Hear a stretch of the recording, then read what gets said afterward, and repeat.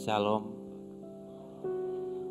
1 tahun yang lalu, tepatnya tanggal 5 Desember 2022, anak kami mengalami kecelakaan yang seperti di gambar itu, kemudian koma selama 4 hari. Harus dilarikan ke Purwokerto karena harus menjalani operasi karena ada pecah di kepala depan. Singkat cerita, ternyata peristiwa kecelakaan tersebut bukanlah peristiwa kecelakaan biasa. Di balik peristiwa itu ada pekerjaan kuasa gelap. Ternyata anak kami ditumbalkan. Karena tidak berhasil, kemudian setan atau jin jahat itu berpindah mencengkram istri saya. Karena kuasa gelap itu, kami sekeluarga hari demi hari menjalani hari-hari kami dengan rasa penuh ketakutan. Kami ingin segera keluar dari situasi itu sehingga kami lebih rajin lagi beribadah dalam ajaran agama kami yang dahulu non-Kristen. Bahkan kami juga mempelajari lebih dalam lagi pengetahuan ajaran agama kami. Bahkan kami membaca kitab-kitab sejarah agama kami waktu itu. Namun semakin kami mendalami semua itu, mata kami semakin terbuka dan secara pribadi kami melihat bahwa kebenaran ada di dalam kekristenan. Mulailah timbul rasa penasaran, kami datang ke gereja ini dengan satu tujuan, ingin membeli Alkitab. Kebetulan di dalam gereja ini sedang dilakukan ibadah dan disertai perjamuan kudus.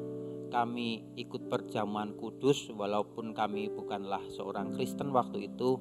Kemudian singkat cerita kami dibawa ke dalam suatu ruangan dan di situ sharing didoakan oleh Bapak Pendeta Wahyudi Rusli beserta istrinya. Saat didoakan, saya dan istri saya merasakan pusing sekali. Dan ada satu doa yang sampai saat ini saya ingat. Bapak Pendeta berdoa demikian, "Ya Tuhan, ampunilah orang yang berbuat jahat kepada kami." Saya merasa doa ini luar biasa. Kami harus mengampuni orang yang telah mencelakakan keluarga kami. Pulang ke rumah, hal-hal mulai berubah 180 derajat. Tiba-tiba hari demi hari kami tidak lagi merasakan ketakutan. Bahkan kesaksian salah satu karyawan kami berkata, dia bicara kepada istri saya bahwa dia juga sekarang tidak merasakan ketakutan lagi. Dan ada lagi kesaksian dari karyawan kami yang lain, kebetulan karyawan ini memiliki kemampuan supranatural, dia dapat melihat hal-hal gaib. Dia berkata kepada saya, "Mas, itu istrinya kok sekarang jin yang mencengkram bentuknya tangan berbulu kok sudah gak ada, diapain, dikemanain?" Loh, saya gak tahu. Karena rasa penasaran itu, saya meminta karyawan yang satu ini untuk coba deh liatin ke kamar saya dulu dikenal ada jin penunggunya namanya jin Karuhun. Jin ini sangat kuat. Awalnya dia nggak mau, karena saya paksa, oleh penasaran saya akhirnya dia ke kamar dan kembali ke saya dengan wajah penuh pertanyaan. Dia berkata, "Jin Karuhunnya sudah nggak ada. Dikemanain, Mas?" Saya tidak apa-apain, saya juga nggak tahu. Tapi saat sekarang kami mulai sadar bahwa jika terang itu datang, maka gelap itu tidak dapat menguasai kita lagi.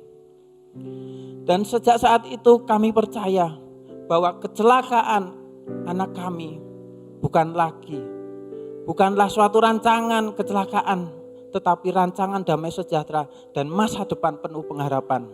Karena melalui kecelakaan itu, kami sekeluarga boleh mengenal satu-satunya Tuhan yang benar. Dialah Tuhan Yesus Kristus. Terima kasih.